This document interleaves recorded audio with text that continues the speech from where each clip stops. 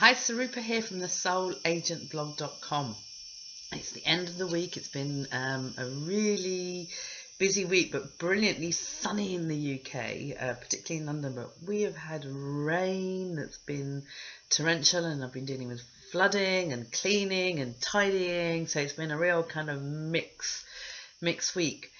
But I promised that I was going to talk to you about dreaming this week, because the energy is very discombobulating at the moment. It's very challenging, and it has been on and off since the start of this year. It's the new era energy. It's like the old fighting the new and moving it, which means that within us, our old patterns are coming up to be resolved, and they're the ones that are ready to be resolved. We're not being forced into experiences or forced into challenges that we're not ready to resolve. So if you're feeling something, it's because it's ready to release. But a lot of us, and a lot of people I know that I've been talking to, are lost about how do I get through this. It's almost like the monsoon type of rain that occurred in London a couple of days ago. It's like that. It's just happening. It's like, whoa, it's not ending. I'm feeling stuck in this kind of like pattern of this isn't actually as much fun as the new era was supposed to be. So something that kind of came to me last week about, well, you know, what works in the situation.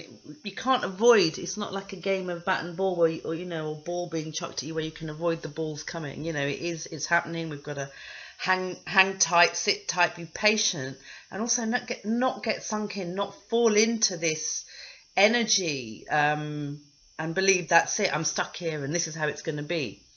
So the thing that was really kind of intuitively coming to me was dreaming, and you know, the long lost, long forgotten art of dreaming. We talk about living the dream. We talk about, you know, what's your dream and all these. It's a very brilliant marketing term, but in terms of action and quality, yeah, we might do it at night when we're asleep, and it resolves energy and can expand our consciousness a little bit. But mostly, for most people, it's a resolving thing at night.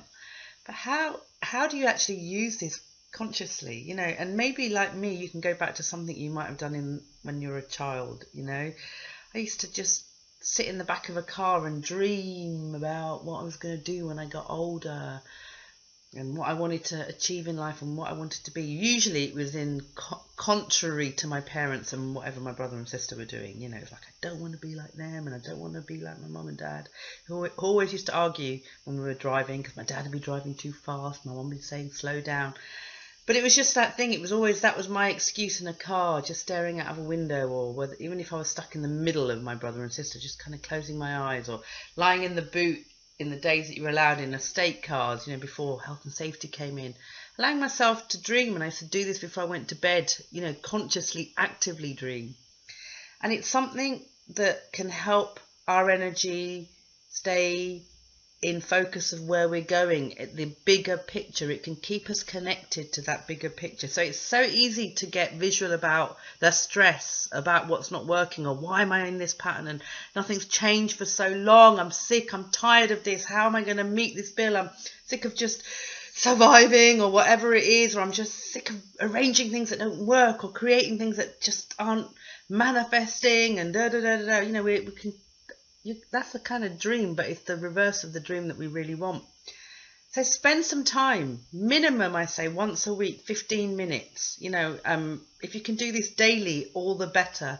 Sit and dream, which means play. It's not like a controlled visualization necessarily. Let the energy take you. I've got my eyes closed because I'm getting into dreaming mode. Let your eyes close and dream and think, okay, this is what I want to achieve in the next few months, in the next year, or project or something, and what could it look like? Where could it go? And allow, you know, you start with kind of moving it and manipulating it somewhere, but then let the energy flow. Then let it be that it takes you, and it will expand your consciousness. It will expand your creativity. It will expand your mental images of what's possible, and it will bring your emotional and mental body in alignment, because you'll start to think, oh yeah, I'm enjoying this, I'm enjoying where this is going, and you might start to bring in something that you're wanting to achieve, create, complete, whatever, that you hadn't thought of before. It's just this wonderful, playful energy, but it also is like the root of how to stand in your power when the energy is seemingly so